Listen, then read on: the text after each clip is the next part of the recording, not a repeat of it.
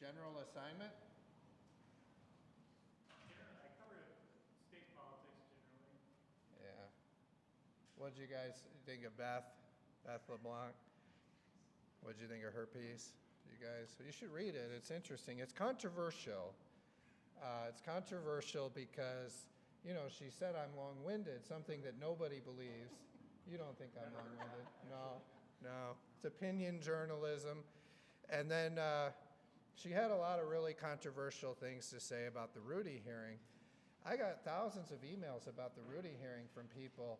I mean, ask Kyle Olson, he knows. A lot of people thought the Rudy hearing really was important in terms of getting credible information about the 2020 election before the public. So there was some opinion journalism there.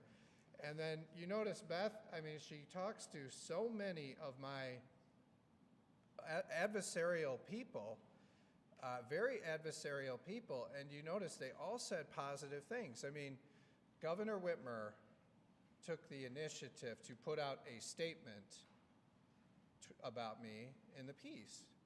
You know, normally they say no comment or whatever, right? You know, she put out a statement that was very positive about me. And I think Beth thought she was going to get something negative, and she didn't. She got a positive statement. Mayor Duggan made a very positive statement saying that I turned things around because we're Republican leadership going into Detroit. And by the way, did you see, and no one's reporting on this, by the way, Craig, nobody's reporting on this. No one has said we got more votes for the Public Safety Trust Fund out of the Democrat caucus than Joe Tate did. I mean, it passed 104 to 4. Many more votes out of the Democrat caucus and the Republican caucus because we brought people together. And to remember, I mean, you guys were here with me. We came up here with Chief Bettison, and we did a press conference here. And then we went to Detroit, and we had many, many police chiefs there, people like Chief Bettison, Dearborn Heights Police Chief, Dearborn Police.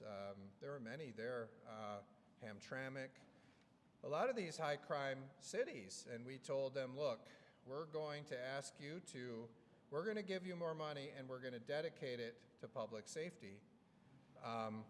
And I think somebody there asked me, you know, what changes did you make to the legislation based on the feedback you got? Well, that was a great example. When we did that roundtable and we met with Sheriff Bouchard and we met with Sheriff Washington, and we've talked to several county sheriffs, we decided to make a change to the bill where we dedicated the money to the county sheriff's departments because, you know, these counties, some of these counties, they try to skim off the top. We don't want any of that. With the Public Safety Trust Fund, we want the money going where it should go, which is directly to creating new, or putting police on the street and getting them the equipment they need, not filling budget holes of existing programs. And remember, if they perform and they reduce their violent crime rates, they keep getting the money. If they don't, we're going to start taking the money away and we're going to put it into the cities and communities that are actually reducing violent crime. So performance matters. I mean, I'll just say this, if you're Gretchen Whitmer or you're Mayor Duggan, what else can you say but positive things about the work I'm doing in the House Republicans? And then you saw Tyrone Carter. I think Beth thought she was going to get me on that one. She called Tyrone Carter, and he had positive things to say. He said, you know, maybe Matt Hall has a better strategy than the Senate Democrats, and you can't fault Matt Hall for what they did. It's working. So, you know, that was really great to see. So there was a lot of really positive stuff in there, talking to all of our people that were very adversarial, you know, and then, so it was good. It was really, I thought it was kind of a, I don't know. I mean, there was a lot of opinion journalism on there. It's like everything Beth does. It was really tough. But, you know, it came out okay, so give her credit. She did a fair job on that, but there was a lot of tough stuff in there, you know. I mean, one of you should write a story. Wouldn't it be interesting if somebody wrote a story talking to my supporters? But, you know, remember, Elena talked to every one of my opponents along the way, and they all said glowing things about me, and then now Beth's done it, and they all said glowing things about me. I was talking to somebody, I said, why don't you go interview 20 people that were adversarial to Winnie Brinks? And they said, that would require Winnie Brinks to actually like take a position and have an argument with 20 people. I thought that was pretty funny and a fair point. You probably couldn't find those 20 people. No, I think we're moving ahead. I mean, we make it look so easy, don't we? But remember, when Joe Tate was here, it was hard to do the Public Safety Trust Fund. And I met with a lot of these CVI groups all over Detroit. I basically have contacts now in every neighborhood in Detroit because of the outreach our Southeast Michigan office has been doing, led by Courtney Goddard, who's doing a great job. And we're building these bridges with Warren Evans and Mark Hackle, and we're building bridges in the city of Detroit. And remember, we had to do this because when Joe Tate and the Democrats controlled the House, we'd get all these calls from all these leaders in Southeast Michigan, and they said, we can't get anyone on the phone. We don't know how to contact anybody. And we actually had Tudor Dixon with us when we went to Hamtramck, and we met with their leaders. We did a lot of inroads in Dearborn Heights with their mayor. We did a lot of great things. Building these bridges, and you're seeing that pay off when you see these people coming to the table and forcefully supporting our ideas. I mean, now, they told me, I asked some of the reporters, I said, are you going to be, so I had a big speech last night, and the reporters had to read about it in the Michigan Advance. But I asked the reporters, I said, are you coming to my speech tonight? They said, no, you're too accessible. We don't need to see you every speech. We're going to go listen to some guy from the Cook Report. We don't need to, and then they told me one of you was chasing Winnie Brinks down the Capitol because it was the first time that anyone could get an interview in front of her. So, Gideon keeps telling me we're too accessible and we should probably do fewer of these, but I got to give you guys something to write about, so we're going to do them until you stop showing up. But anyway, if you were there last night and you read the Michigan Advance, which did a great job, and I always get nervous when it's not Anna, but this other guy's pretty good too. King, is that his name? Is that who it was? Or Roth? Roth. Is that his name? Who did the thing last night? Roth? He's the guy that does WKAR. Is that Roth? Yeah.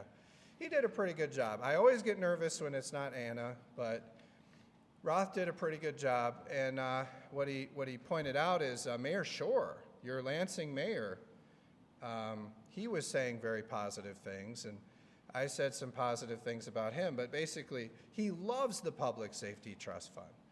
He said to me, this is going to be a shot in the arm for Lansing for their public safety. And he also pointed out, in the city of Lansing, under the House Republican Roads Plan, the funding is going to triple for the city of Lansing. He loves it. So you see, these Democrat mayors are embracing, and the county executives are embracing the House Republican plans. And if the Democrats had plans on public safety or on roads or many of the most important issues to the public, I'm sure the Democrats would want to help them. But the problem is they had a very negative hearing. What was that, last week? Did you cover that? It was a very negative hearing. So the Senate Democrats, what do? They say, all right, we don't have a roads plan.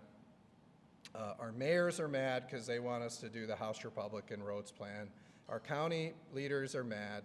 What are we going to do? And so what they did was they had a hearing to try to attack the House plan. And they tried to put all these poison pills in there in the hearing to try to kill the momentum on roads. It didn't work, but it's very evident when you listen to them, they have no plan on roads. Still, they have no plan. They're just going to hate on the House Republican plan, which we're going to stop calling it the House Republican plan. It's actually the House bipartisan plan because Republicans and Democrats voted for it. I'm the only one who's put together a bipartisan roads plan, and it passed the House, every one of them. All we have to do is prioritize our local roads over the corporate giveaways and the earmarks. Now, if you were there last night, you heard, look, we've got a little roadblock. It's Sarah Anthony. And we all know Sarah Anthony loves Lansing. There was another they cut another ribbon on a city hall yesterday, and Sarah Anthony was there. Look, that's coming to an end. And I had to tell the Lansing Chamber this last night. This is coming to an end. The good old days of where Lansing just gets whatever they want, that's ending. And we're going to start looking out for the taxpayers of Michigan in this budget. We can't keep spending all of our money on corporate giveaways. You know, they tried to do that with Delta Township and GM. It didn't work. They sold it to a Korean company and exited. And we gave them $666 million, Craig. And then they just took the money and walked away, sold it to LG. It was amazing what they did, GM. And then you look at it, and they got so many earmarks in that budget. I mean, you see they're cutting the ribbon on a new city hall, all kinds of stuff. I just saw the Hip Hop Academy the other day. It's right downtown. I'd never seen it before. They stuffed that in the budget. And then you look at what they're doing. They even have this program that Sarah Anthony came up with where they're just paying out grant money in lieu of government workers working, because you notice even the Grand Rapids Pie Company closed. That's how bad it is here in Lansing. I was walking around the streets 2 days ago. I looked in all directions, and Jay DeBoyer talks about this a lot. I looked every direction. I saw 4 people in downtown Lansing. And so Sarah Anthony's plan is, let's just keep writing checks to the city of Lansing to keep all these businesses open. Well, I told her, I said, what if we just brought the government workers back? We could stop writing them checks from all of the taxpayers of Michigan because the state workers are at home, and we could just start, they could make money because there's actually people on the streets, the state employees. I mean, there are many, many empty buildings here. So they asked me, Mayor Shore asked me, Democrat mayor, he said, will you help us bring the state workers back? I said, yes, the state workers will be coming back. And I know you're doing a lot on that, Jay. Jay DeBoyer is going to find those state workers with the oversight committee. And, you know, you're going to have a very good justification for working from home all the time. We're going to bring the state workers back to work. We're going to do it in the budget. We're going to work with our oversight committees to do it. And Lansing will be a thriving city again. I said, who's going to go to all these buildings that Sarah Anthony got in the budget? I mean, hundreds of millions of dollars of empty buildings here, unless we bring the state workers back to work. And we're going to look out for the taxpayers. I mean, government has grown 43% under, you know, the Democrats and all their ideas under Whitmer. We're going to rein that in. We're going to provide value for your dollars in this budget. And basically, it's going to be tough, but, you know, we're going to have to change things. I mean, you saw we brought historic disclosure to our budget process. And next week, on May 1, every earmark request will be posted online well before it's put into any kind of budget, and we're not making any exceptions to that. And that's a tough one. You tell all of Sarah Anthony's buddies in the lobby corps here in Lansing, we're not gonna make an exception. I don't care who the politician is. I don't care what the program is. We're not making an exception. You've got to get a sponsor. They've got to put their name on it. They need to tell us what the public purpose is. They need to describe what the money's for and when it will be complete, or else we're not doing it. The politicians come to me, most of which are Democrats, and say, hey, you know, can I get a favor here? Can we submit after May 1? No, you can't. And remember, this passed 104-0. They all voted for it, but you know, now they don't know if they want to do it. And I heard their weak, divisive leader, Ranjiv Puri, ask them not to submit any. And if you go on the website, a lot of them are not listening to him. They're a very divided group and a very divided caucus. There's a lot of Democrats that have requested projects on there. Now, I'm not requesting any projects. I'd rather see the money go into our local roads, but you know, you're going to see a reduction. I mean, you look at our plans in the past, it was $600 million, the average under Whitmer of these earmarks. That number is going to be like $100 million or less this time. So it's going to be fewer. And I don't know, what are we up to on that website? Probably $1 billion. Over $1 billion the politicians have asked for. So that'll give you something to do, Craig, to look at all of that and tell us what it is, because, you know, the way it used to work under Joe Tate and other speakers, the way it worked was we'd find out what it was about a year later when one of you told us. Now we're going to know what they all are beforehand. And I told all of Sarah Anthony's buddies in the lobby corps, I said, look, this is actually better for you guys. If you have a legitimate project, it will get funded. It won't be like the past where somebody sneaks in the middle of the night and funds some secret program after writing a check. The best programs are going to get thoroughly vetted and they're going to get funded. And we're going to make sure, like in the, you know, I understand in a weaponized government that they may punish some local district that's Republican and they need a legislator to come in and fix a road. I get that, but this has gotten so far away from that when it's $600 million or more a year going to things like the Hip Hop Academy I just saw the other day. I mean, how many more splash pads does Michigan need? And then, by the way, the first victim of Doge, you guys know about Doge, is Bolin Doge. So Doge, did you guys see these arts grants that the, I don't know, did the Midwesterner talk about that yet? These arts grants that Quentin was doing. So I used to think that the earmarks were bad, you know, the Hip Hop Academy, the splash pads, you know, the boxing rings. I just heard Joe Tate put in for a boxing ring, so now we know who was behind that, Craig. But there are all kinds of things, boxing rings, baseball stadiums, Zen Center for the Novi Public School faculty, all kinds of stuff. Well, the really bad stuff are these economic development grants in the Arts Council. Did you see these? Barbershop quartets, glass blowing, all kinds of stuff. That's what they're spending the money for economic development on. It's very interesting. And that got boged. You saw that Quentin Messer announced that they're pausing that program. So that was very positive development you're seeing because of the work of Ann Bolin and our House Appropriations Committee, but also the great work of the Trump administration, which is also looking at a lot of these spending items. So just to kind of talk about a couple more things, and then I brought some people here. Not very happy with Jocelyn Benson today. So I brought a couple people that'll talk about that in a minute. But I just think you look, I mean, you know, I think we were all shocked when we saw like 45 Democrats yesterday vote against tougher penalties on fentanyl dealers. It was amazing to see that. I never thought I would ever see that. And let's talk for a minute about why that had to happen. So you know, unlike the other drugs, fentanyl, right? I mean, this has been something that has been touching many lives.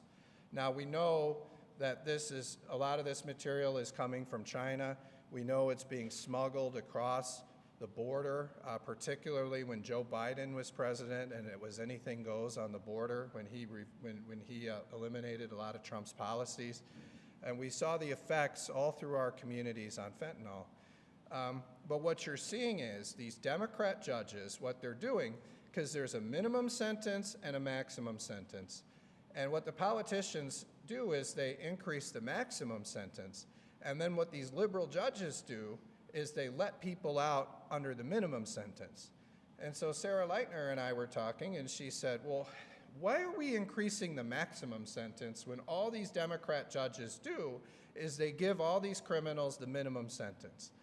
So we said, let's increase the minimum sentence so that these Democrat judges are forced to put these fentanyl dealers in prison where they belong. You know, this is a very, very serious thing, and it touches families all over our state.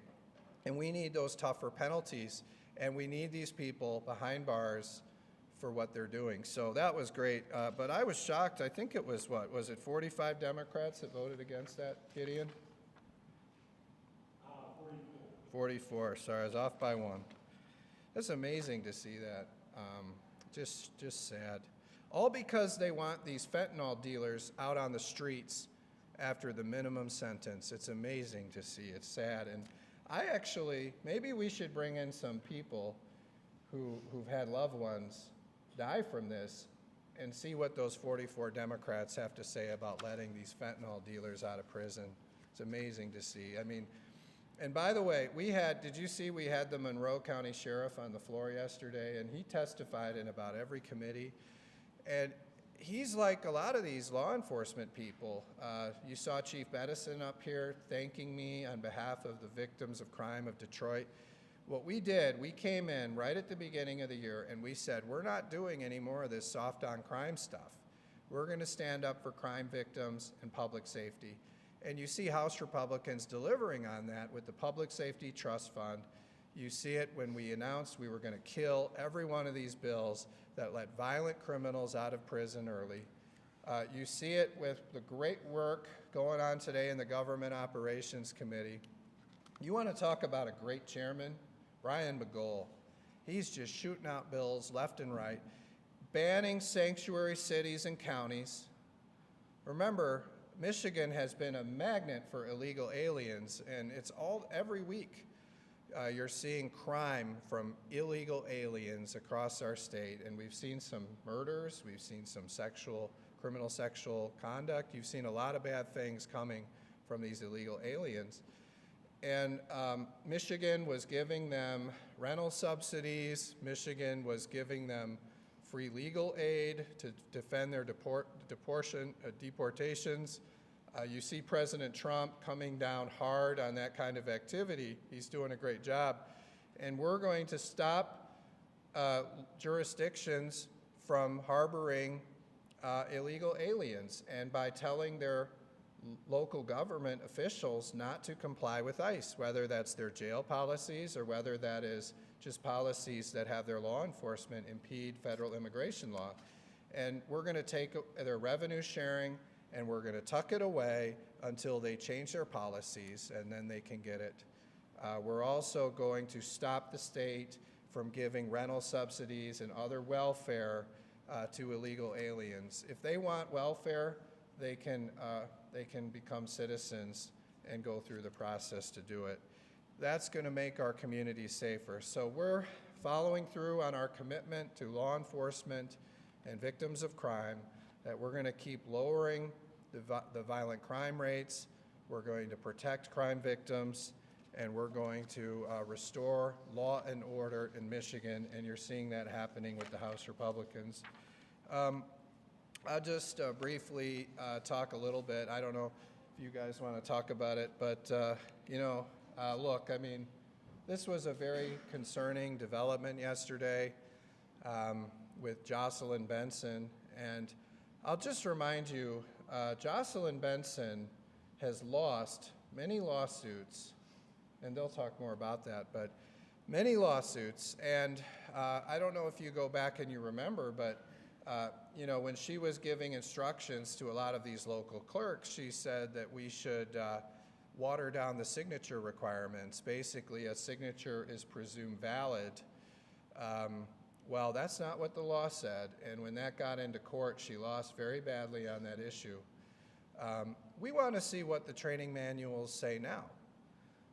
Is she giving the correct instructions to the local clerks? And we could get this from any local clerk, I bet, but I don't want to do that because you'll see her and Dana Nessel prosecute that clerk to try to keep this information silent.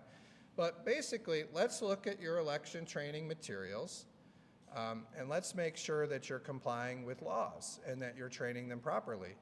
And Jocelyn Benson says, for weeks and weeks and weeks, I'll get that to you tomorrow, I'll get that to you tomorrow. Finally, the Oversight Committee had enough and issued a subpoena. Now we're hearing late last night that Jocelyn Benson will not comply with this subpoena.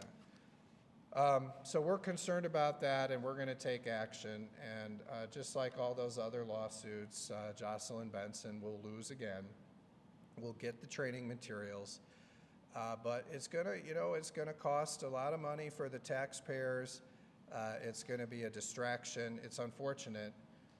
But this is symptomatic of what we've seen. I mean, remember in the 2020 election, we wanted her to come testify before the committee, and she stonewalled that until the legislative term ran out. So we've had a lot of challenges and problems with her office. So by the way, How do you guys like her new website? Do you guys like her new website? So I think we spent, and a lot of people think we should investigate this. I haven't talked to Jay about this yet, but we spent $9 million on the Secretary of State to create a new website. And the website is not usable or functional at all. I mean, in fact, there's less disclosure on that website when we file our campaign finance reports. They told me, Matt, they said, a lot less information will be available to the public.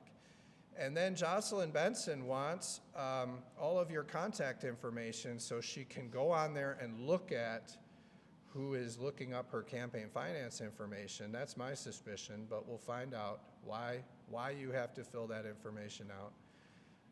I would just be very worried tomorrow, Craig. I mean, tomorrow's the campaign finance deadline. You might want to put some fake information on there if you don't want Jocelyn Benson to know what you're looking into, okay? I'm just warning you. What are you talking about? Inserting information? Well, I'm just saying, she's going to know what you're looking for, so you better be careful. Well, you have to give the name, and it's all password encoded, so just be careful on there, Craig. The rest of them know what I'm talking about. So it's a very bad website. Maybe instead of campaigning for higher office, Jocelyn Benson should fix her website. And maybe she could find the election training manuals, turn them over to the people of Michigan before she loses again in court, which I don't know. What do you think? It's probably the 10th time she'll lose in court.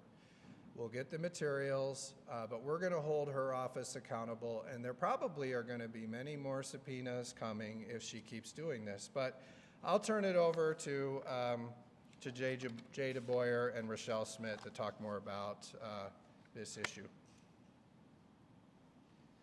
How are you guys? Craig, how are you? Good article, by the way, there on the weaponization of government. I think the people of the state of Michigan appreciate the fact that the Republicans are going to look at that fourth branch of government, which is the departments and the bureaucracies that, frankly, operate completely autonomously. I think that's a very concerning thing for the rank and file tax-paying citizens of the state of Michigan. So I appreciate you writing that article yesterday about that. You know, it's concerning to me. Jocelyn Benson has flat out said, I'm just not going to comply with a subpoena. And there is exactly no basis in law for her to say that she does not or does not have to comply with that.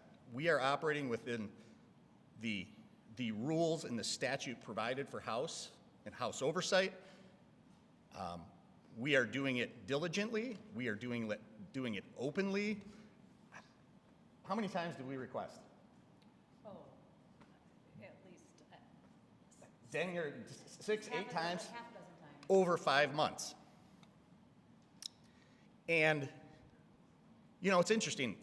It's nice to say one thing, but if you pay attention, they do another. If you go back in your own stories, you will read her representation saying things like, we're sending them the information. Then you'll hear them say, well, we sent them the additional information. But now they're saying, we're not going to comply with the subpoena. Which one is it? Those are just talking points. Those are talking points being put out by an organization, by a Secretary of State, that claims, by the way, to be the most transparent Secretary of State in the history of the state of Michigan. And we have to go 5 months to get to a point after the Oversight Committee sent 2 letters just trying to be professional about requesting training manuals. And they didn't comply. So we sent the subpoena. And now they tell us they're going to thumb their nose at the duly structured organization that has the right to do oversight on government. That's not transparency. That's called stonewalling. So what you hear is, this is a witch hunt. This is political. What is political about the chair of elections, a former clerk, the chair of oversight, a former clerk, who have 2 very big responsibilities? Make sure that elections are being executed within the standards of the law. And when we ask for the information, to be able to do that, we're told we can't have it. We're told we're a security threat. Rochelle spent 7 years, 8 years as a clerk. I spent 12 years as a clerk.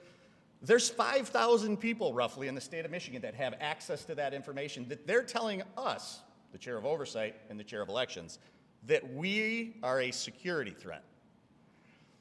I gotta be honest with you, that's a very convenient excuse. That is stonewalling. That is using talking points that have no merit. She has no legal basis to reject our subpoena whatsoever, but she's going to.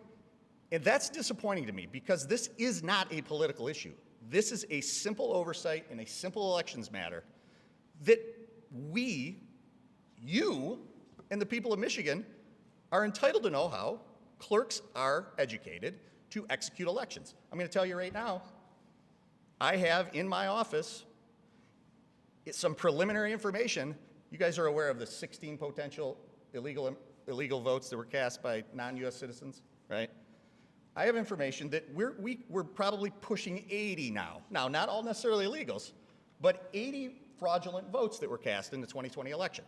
I have information as we're working through this, and I'll be open and transparent with you as we can confirm things. But remember, it was 1, and then it was 15, and then it was 16. I'm telling you right now, it's near 80. Why is that an issue, and why am I bringing that up in this topic? That demonstrates a systematic problem at the election level that things are not being done appropriately. But yet when Representative Smith and myself say provide us the information so we can determine if those things are being done appropriately, we are a security threat. That is a big deal to me. It's telling to me. It says to me there's something that's being hidden. And all I'm asking is prove me wrong. Provide me the information. Let us review it. We both have experience in administering elections. We understand the terminology. By the way, if there's security matters, tell us what the security matter is. Ask us to come in and have a discussion about it. Show us what it is. I'm not interested in jeopardizing the security of our elections. I'm interested in making sure that our elections are being run according to law. That's it. We've been through a very professional process, a very transparent process. We've asked repeatedly, and we are at the point now that it isn't even a, hey, let's talk about the subpoena. It's a, we'll see you in court. Someone explain to me how that action jives with the most transparent Secretary of State in the history of Michigan, because it doesn't. I'll turn it over to Representative Smith. Thank you. Thank you for being here. I just want to reiterate a few things because it just makes one believe that there are reasons why our Secretary of State will not hand over very basic, simple training materials, as which Representative DeBoyer said. There's nearly 5,000 clerks, deputy clerks, election directors that have this, access to this, and why we simply can't see that the proper guidance is being told on down to them for them to conduct their elections. It's really astounding that our Secretary of State is stonewalling us and not providing this information to us. What does she have to hide? As I've said before, these are not state secrets. It's incredible for the most transparent Secretary of State who prides herself in that and many manners throughout what she's doing with her campaign finance, directives to clerks. This is what we're dealing with. So it's unfortunate that we have had to get to this level. Honestly, I never would have thought this would have been so problematic. But here we are, and we're not going to stop pursuing this and making sure that we can get the information that is owed to us at our request. So thank you for being here, and I don't know if I want to turn over to Speaker Hall again. Oh, sure, yeah. All right, well, no, I just thought you guys might want to talk about that blatant disregard for the Law by Jocelyn Benson, and so we've got them here to address that. So if there are any questions, I'd be happy to answer them now. Any questions? Yeah. Can we go back to talking about bringing the state workers back? You said Oh, that yeah. the House Oversight Committee is gonna be doing some work on that. What is that gonna look like? When is that gonna start? Who's gonna be brought in? What subcommittee is that? Yeah, no, I know there, and it's not just them. We're gonna have the Appropriations Committee working on this too. And I see you're back here. You're a big Lansing Lugnuts fan. Is that a matching hat? Yeah. It's awesome. Wow, it looks good. But yeah, well, no, that's right. And when we bring the state workers back, that baseball stadium will be full again. You'll enjoy that. But anything you want to say, Jay, about? No, I would just say that, yeah. really quick, thank Yeah. you. We're just working through the process. We made this transition during COVID to remote work, and it just has been left in place. So I think my role as the oversight chair, I think it's important that I look at that as a policy and look at that as a behavior. There's no predetermined outcomes, but you can look at corporate studies all over the country, and without fail, corporate studies come back and say you lose efficiency, right? And I'm elected by the people of my district to come here and represent the district and the taxpayers of the state of Michigan, and efficiency is my #1 priority with their tax dollars. So we are going to do our homework. We are going to look at the policies. And can I say that it's a blatant policy that in every case? Not necessarily, but I do believe that human nature is such that if you give an inch, a mile will be taken. And I think that we have to do our due diligence on this. And I do think that you have to remember the history of Lansing. Lansing wasn't a city that became a capital. Lansing was created as the capital. Its entire economic engine is based on the capital. And we've destroyed that economic engine here.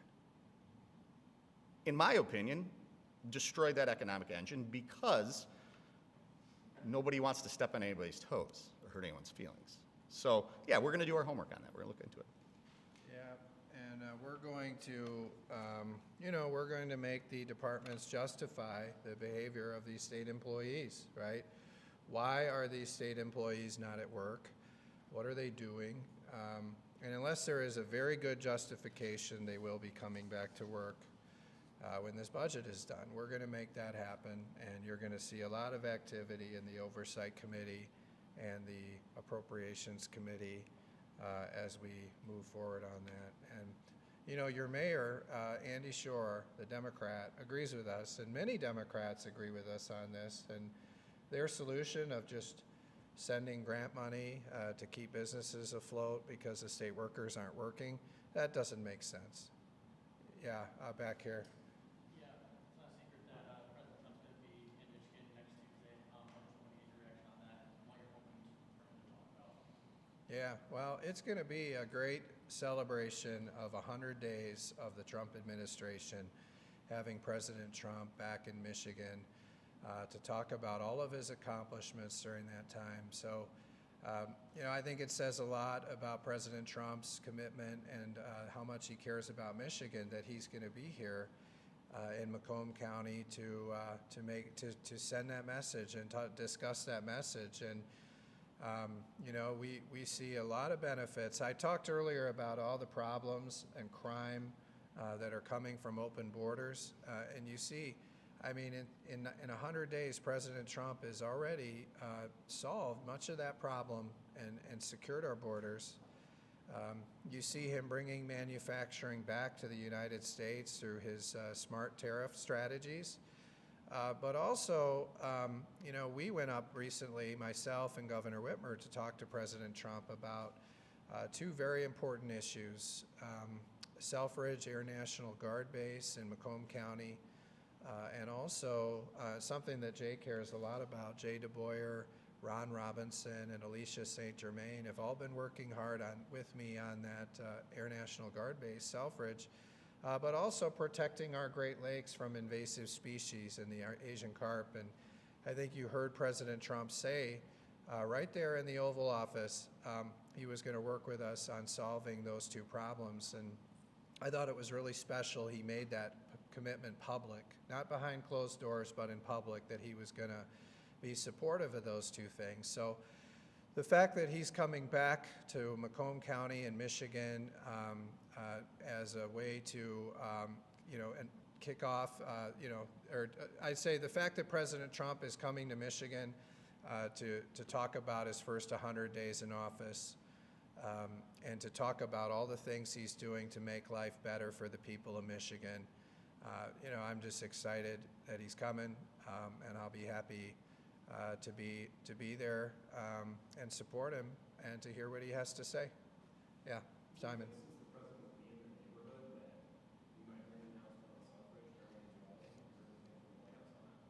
No, I don't know. I know when we were there in the Oval Office, he said he had heard some encouraging news from the Defense Secretary. He talked about some of the missions that he was looking at. And remember, that's what I'm asking for, and Alicia St. Germain and Ron Robinson, John James, Lisa McLean, all of us, we're saying, please bring another fighter mission to Selfridge Air Force Base, because this is critical to Michigan's economy. It's critical to Michigan's security. It also is much more affordable than an active unit doing a new mission in an Air National Guard base. So, I think it's good that he's coming back.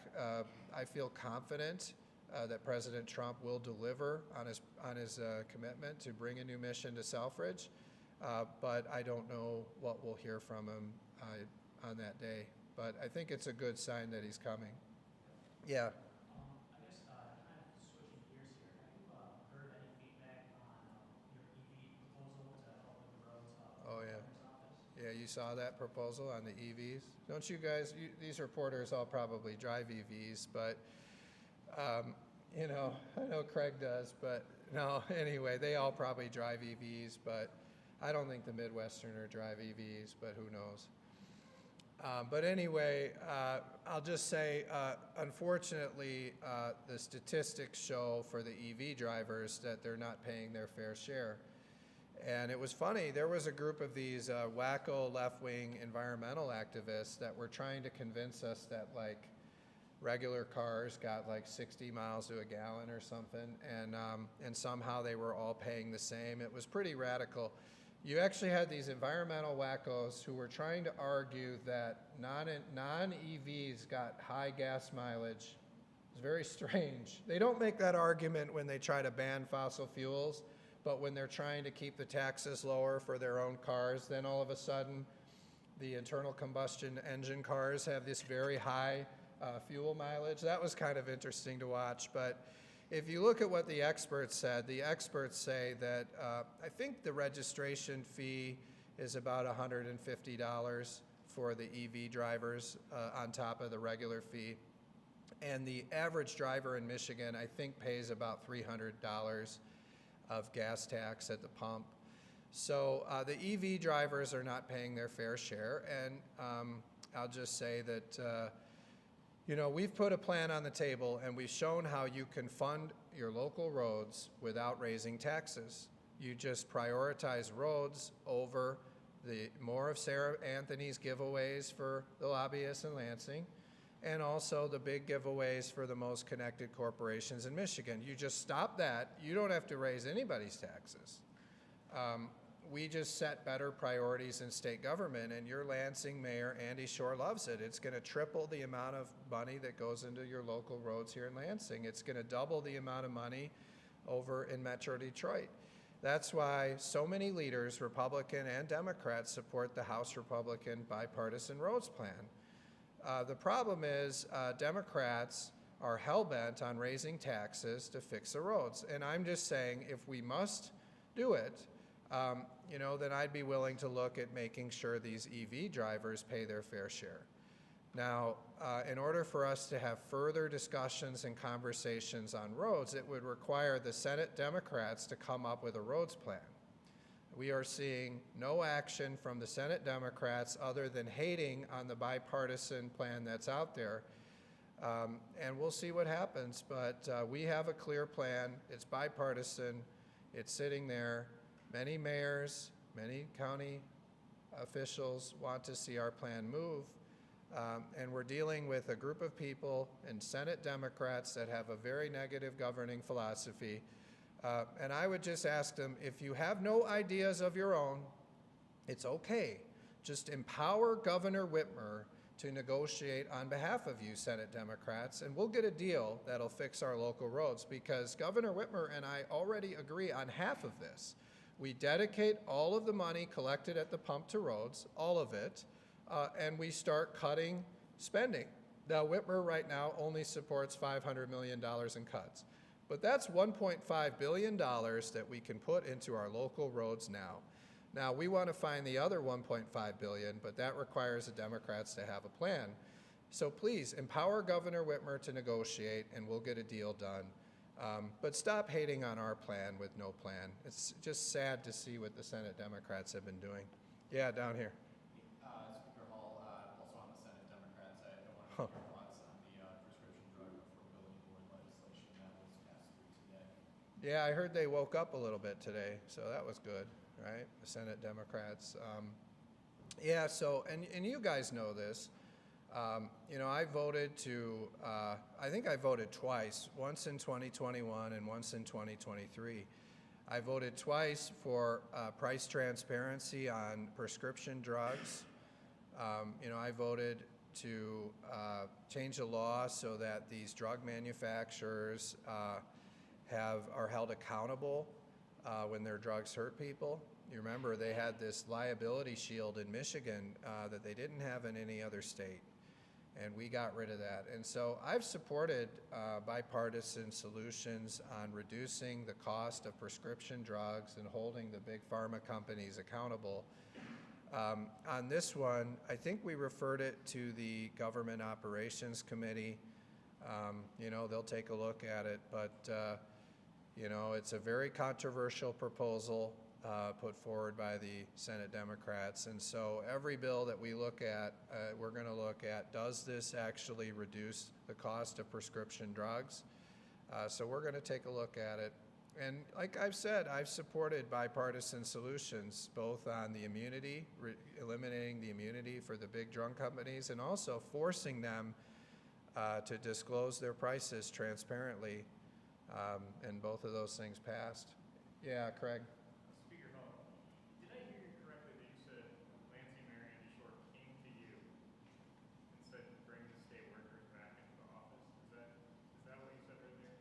Well, no, I'm just saying we talked, and he supports what I'm doing. And if you were there, you would have known. But you were probably covering the what was he covering? Whatever they were doing, the big Lansing Insider event up here. What do they call it? MPLP. But no, you saw Jordan was there and the Michigan Advance, and we talked a lot about it. What specifically did he say to you? Well, it was a very public exchange if you were there. Yeah, I said, we're going to bring back the state workers, Mr. Mayor, and he said, thank you. What is the houses? And there was a lot of discussion, but I'll answer in 1 sec. There was a lot of discussion, and he wants us to bring the state workers back. He knows it's going to help his economy. I hope that answers your question. I'm just Yeah. curious about state workers working Uh-huh. downtown. What is the house's policy for staff to be in Lansing? How many days a week? Yeah, it's a great question. So, do you remember when I became Speaker of the House, one of the first things I did is we changed the rules and we gave the regular members more autonomy over their staff, and I was celebrated for that. People on both sides of the aisle celebrated that, because before what would happen is the Speaker would force your staff, you know, they'd hold your staff over you, you know, and that was viewed as a negative thing. And so we gave more flexibility. I'll just say this, I come in here every day, just about, and every day all the lights in Ron G. Puri's office are off every day. Probably today. I mean, go look, like go down there on a Monday and look. They're all off, every one of them. You think there'd be one person in there? There's 0 people in there. But I'll tell you this, we're there every day. My office is there every day. I think you see a lot of the Republicans, we're there every day. We encourage in-person work. Now the Democrats, they don't believe in in-person work, and you don't see any of their people here. But we've given those members the autonomy to manage their staff. That was something that we did. And actually, when I did it, I was applauded by both sides of the aisle for doing it. They said it was something we should have done a long time ago. So it's much like how departments currently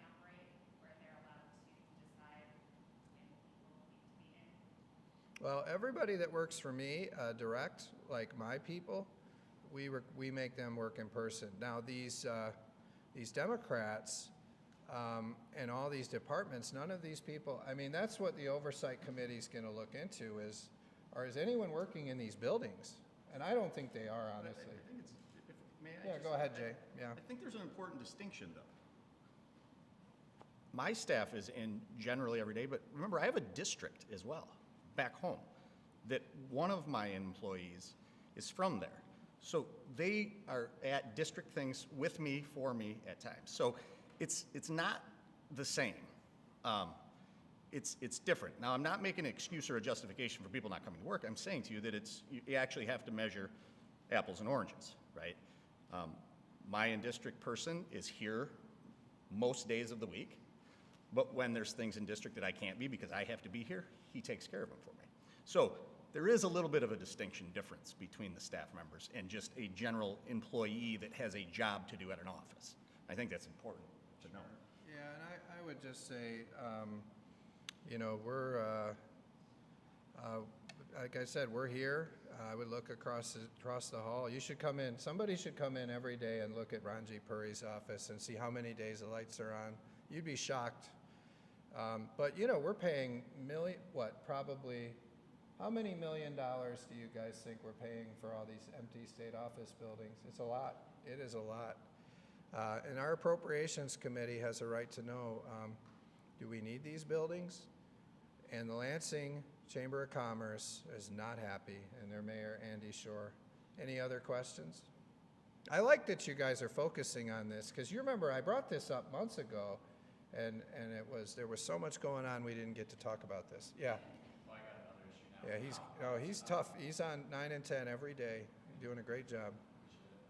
But I was just wondering your thoughts on this story that's in the New York Times and has been in coverage the last few days. The Venezuelan immigrant who was deported from Detroit to El Salvador after accidentally taking the exit into Canada. His family and lawyers said that he was essentially disappeared and hadn't been heard from until DHS confirmed this week that he was sent to El Salvador. So just your thoughts there.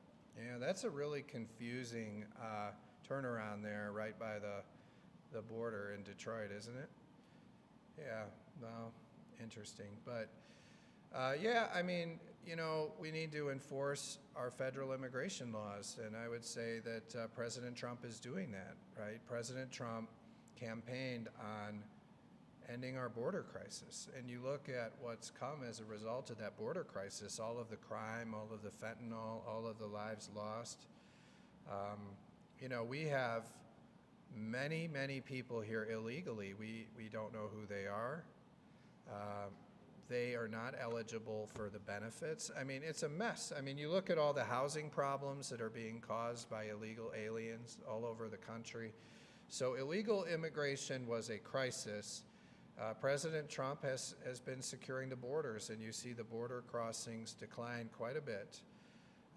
And then you see the Department of Homeland Security and ICE, they're doing a great job deporting illegal aliens. And, you know, we want legal aliens here, but we want to know who they are. We want them to go through vetting. We want them to go through a process. And that it was the wild, wild west for many years. So, you know, that's what happened. But We've got time for just one more. oh, okay, yeah, we'll see. Yeah, back here, he's tough. Just going back to the legislatively directed spending items question, I've noticed none of the senators on either side of the aisle have used that portal to submit spending Right. requests. How tough are you going to be enforcing that with who's not actually negotiating? Yeah, so if it's not on the portal, it's not getting funded in the budget. So it's as simple as that. What's your understanding of why Republicans in the Senate haven't been using it? I'll just say that, you know, they should work to get a sponsor, and if it's not there, then it's not going to be funded. I mean, Senate Democrats have had, I mean, when did we do this? We did this very early, and it passed, 104-0. And so we have a House rule that if it's not disclosed on our website, we can't vote for the bill. So we will not vote for a bill that has these programs in there that are not on our website, right? We're committed to disclosure of these projects in advance. And so I think what you see the Senate Democrats doing is they're either getting a House sponsor, and I know a lot of the Senate Republicans are getting a House sponsor, or they're just going to try to cause chaos at the end of this process as they're trying to shut the government down to do all their pork projects. I mean, look, if it's not in there, we're not doing it. That is the House rule. We've seen, like so many issues, no attempt by the Senate Democrats to solve this problem. They're just going to not submit items, not create a process for transparency. And by the way, Governor Whitmer has agreed with me that we need transparency. It's only the Senate Democrats that don't want transparency on earmarks because they want to shove so many unpopular items in the budget in the middle of the night right before the vote. So I just want to be clear. Sarah Anthony and the Lansing Democrats think that we're just going to do the same old thing with the budget. They're wrong. What they did to grow this budget 43% and make it an $84 billion budget or whatever it is, we're not doing that anymore. The House Republicans, we're looking out for the taxpayers in Michigan. No more. I mean, it used to be, you know, you had all these people up here. All they did was look out for Lansing, like Sarah Anthony. We're looking out for the taxpayers in Michigan, and that means transparency on earmarks in the budget. It means prioritizing roads over corporations, and it means reining in the spending to ensure that we get value for your tax dollars, and that's why we put these new rules in place. Anything else? This is very with the Trump administration recently throwing out some ideas to grow the workforce, I was wondering if House Republicans had any ideas how to increase population in Michigan. I didn't hear you. With the Trump administration announcing some preliminary plans, ideas for growing. Oh, growing population? Yeah. I'm wondering, and one of them is a $5,000 Right. tax stipend. Right. Yep. Senate Democrats are interested in the CFI program. Mm-hmm. Buying one, I want to say like $1,000. Yeah. Than Trump's plan. Uh-huh. I was wondering if Sure. Republicans had any Yeah. preliminary ideas. Well, thanks for bringing that up. So you remember Governor Whitmer had her Growing Michigan Together Council. We called it the Population Council. And the Population Council's purpose was to try to identify how to grow Michigan's population. And what they said was that we needed a coordinated economic growth plan for Michigan. That meant we don't have one, all right? Now, I thought it was very interesting. I was listening to Gretchen Whitmer's speeches the last few days when she did the Detroit Economic Club and when she did the one in Washington. And if you watch her, she says essentially that what we need at the federal level is a coordinated economic growth plan. Go back and watch what she said. She said something very similar. I thought that was very interesting given that her own population council told her that we don't have one of those in Michigan. But what we're trying to do is we're trying to create that coordinated economic growth plan for the state. We came up with it in our Mission for Michigan. Now, if you look at the Mission for Michigan, we talk about making life more affordable.